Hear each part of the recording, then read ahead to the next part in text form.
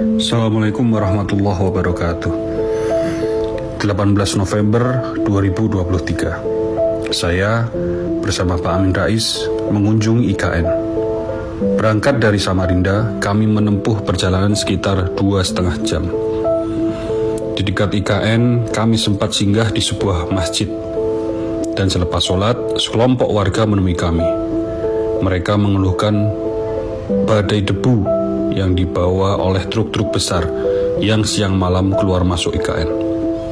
Dan memang benar, semakin dalam kami menuju IKN, semakin terlihat jelas lapisan debu tebal yang pekat menutupi jalan-jalan raya dan tembok-tembok rumah warga.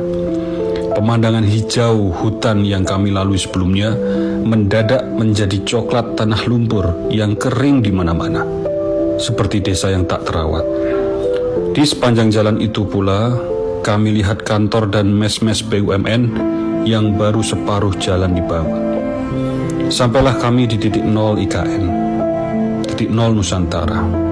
Di sana, tak banyak yang kami lihat kecuali anak-anak tangga menuju satu bangunan simbolis bertuliskan titik nol Nusantara. Kami lanjutkan perjalanan menuju IKN dengan harapan dapat melihat bangunan-bangunan yang kiranya sudah hampir jadi. Karena kita semua telah mendengar keinginan pemerintah untuk menyelenggarakan upacara 17 Agustus tahun depan di sana. Kita juga lihat di media sosial, para influencer menampilkan latar belakang bangunan IKN yang besar dan terkesan hampir jadi. Memasuki IKN, seketika kami bingung karena tempat itu bukan sebagaimana yang ada di dalam bayangan kami. Hampir semua bangunan yang kami lalui, kalau tidak baru papan nama saja, maka baru tahap awal yang mungkin tak lebih dari 30-40%. Memang ada beberapa rumah-rumah menteri yang dari luar tampak hampir jadi, tapi masih jauh untuk dapat ditinggali. Infrastruktur dasar seperti sanitasi pun juga terlihat dalam tahap awal sekali. Masih banyak yang berupa galian besar terbuka begitu saja. Kami lanjutkan masuk lebih jauh ke IKN, hingga ke bangunan bakal Istana Presiden. Tak jauh dari sana juga terlihat tempat bakal upacara 17 Agustus. Sama saja, menurut kami masih jauh dari yang kami bayangkan sebelumnya.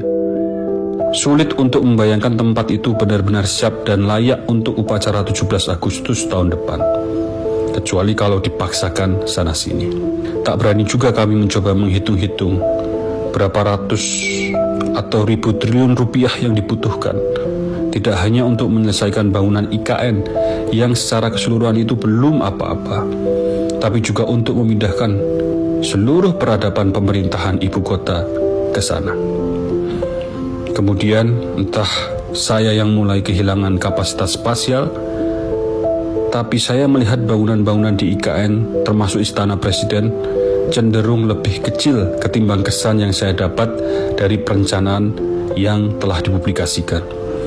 Atau mungkin bukan kemampuan spasial saya yang menurun, tapi akal saya yang terpedaya oleh visualisasi yang bias dan berita-berita yang menggembar-gemborkan IKN.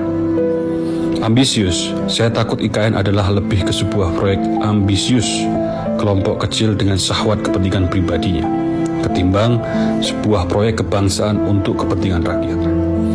Tak ada kesan kajian yang mendalam dan saintifik dari progres IKN yang kami lihat kemarin. Serba tidak siap, itulah kesan yang kami tangkap. Mes-mes BUMN yang mengerjakan IKN baru saja mulai dibangun. Bagaimana mau menyelesaikan bangunan-bangunan inti IKN tahun depan? Hil yang mustahil. Berapa triliun dan berapa tahun lagi yang dibutuhkan untuk menyelesaikan IKN? Yang kalau kita pikirkan sekali lagi sebenarnya sangat belum diperlukan. APBN akan kehabisan darah dalam tahun-tahun mendatang, dan mau tidak mau harus disuntik hutang agar tetap bernafas. Padahal di sisi lain, dana IKN seharusnya dapat kita gunakan untuk menyelamatkan anak-anak Indonesia dari stunting, gizi buruk, putus sekolah, juga pengangguran dan kemiskinan. Proyek IKN adalah proyek mercusuar yang idenya terlalu menyundul langit hingga lupa pijakan di daratan. Ide IKN mengingatkan saya pada karakter narsisistik megalomaniak.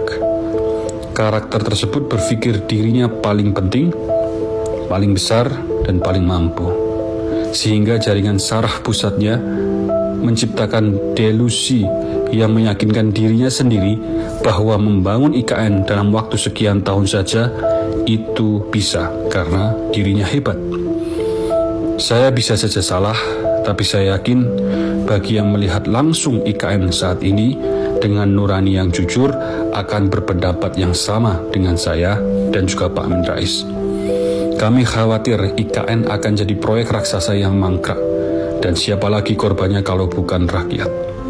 Surat pendek ini adalah sebuah autokritik seorang anak bangsa yang mencintai negeri dan saudara setanah airnya, yang ingin melihat negeri yang gemah ripah loh Jinawi ini dikelola dengan benar sehingga semua rakyatnya hidup makmur. Kepada saudara-saudara di Kalimantan Timur, jangan mau kita dibentur-benturkan.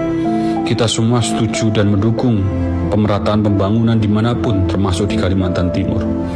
Tapi proses dan perencanaan yang serampangan yang malah membuat rakyat menderita nantinya harus kita lawan.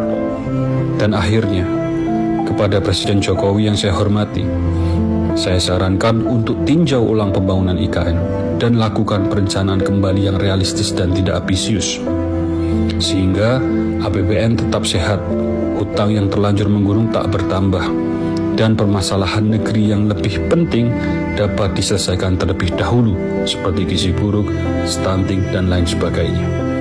Dan satu lagi, kepada para influencer yang diterbangkan ke IKN dengan biaya negara yang tidak murah, jangan malah memberikan informasi false positif yang malah mengelabui sementara rakyat Indonesia. Jujurlah diri kita untuk bangsa ini. Samarinda, 19 November 2023. Ridho Rahmadi.